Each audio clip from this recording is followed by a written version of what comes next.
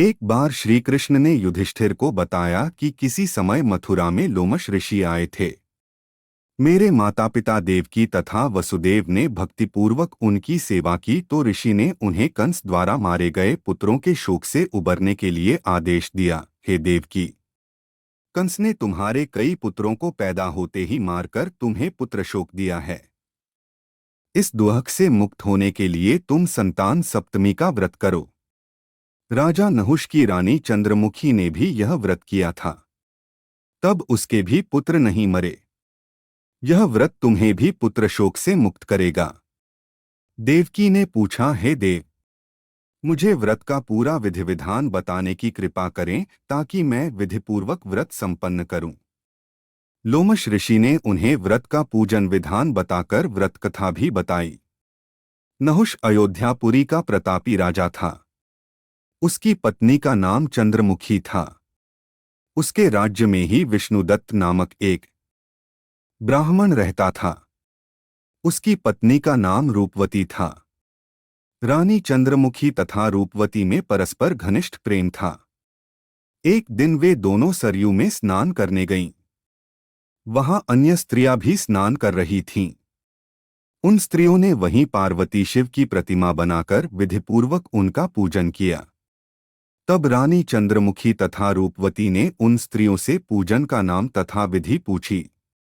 उन स्त्रियों में से एक ने बताया, हमने पार्वती सहित शिव की पूजा की है।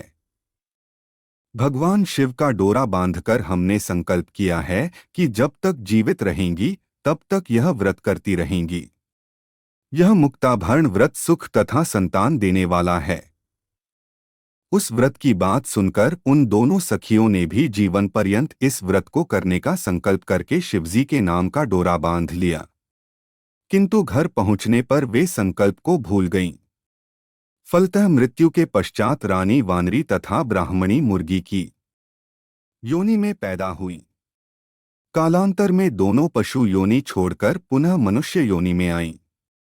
चंद्रमुखी मथुरा के राजा पृथ्वीनाथ की रानी बनी तथा रूपवती ने फिर एक ब्राह्मण के घर जन्म लिया। इस जन्म में रानी का नाम ईश्वरी तथा ब्राह्मणी का नाम भूषणा था। भूषणा का विवाह राजपुरोहित अग्निमुखी के साथ हुआ।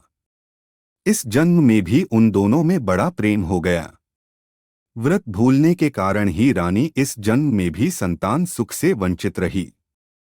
प्रौढ़ावस्था में उसने एक गूंगा तथा बहरा पुत्र जन्मा, मगर वह भी 9 वर्ष का होकर मर गया।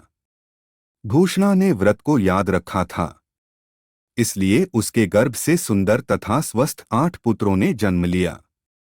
रानी ईश्वरी के पुत्र शोक की संवेदना के लिए एक दिन भूषणा उससे मिलने गई। उसे देखते ही रानी के मन में डाह पैदा हुई।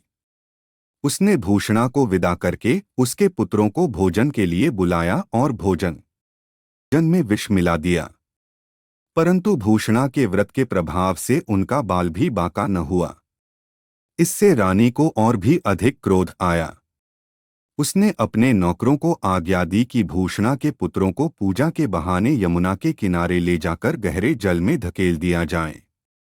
किंतु भगवान शिव और माता पार्वती की कृपा से इस बार भी भूषणा के बालक व्रत के प्रभाव से बच गए। परिणामतः रानी ने जल्लादों को बुलाकर आज्ञा दी कि ब्राह्मण बालकों को वधस्थल पर ले जाकर मार डालो, किंतु जल्लादों द्वारा बेहद प्रयास करने पर भी बालक न मर सके। यह समाचार सुनकर रानी को आश्चर्य हुआ।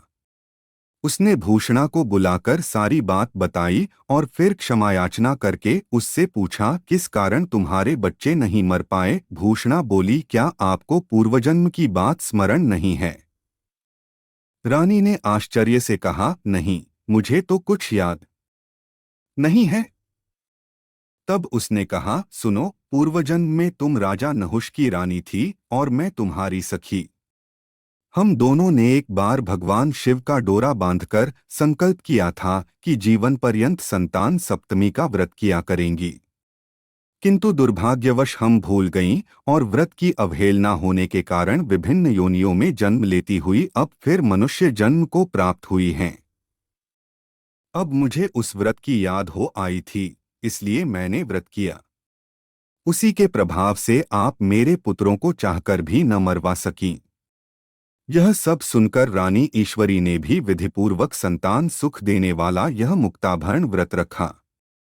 तब व्रत के प्रभाव से रानी पुनः गर्भवती हुई और एक सुंदर बालक को जन्म दिया। उसी समय से पुत्र प्राप्ति और संतान की रक्षा के लिए यह व्रत प्रचलित है।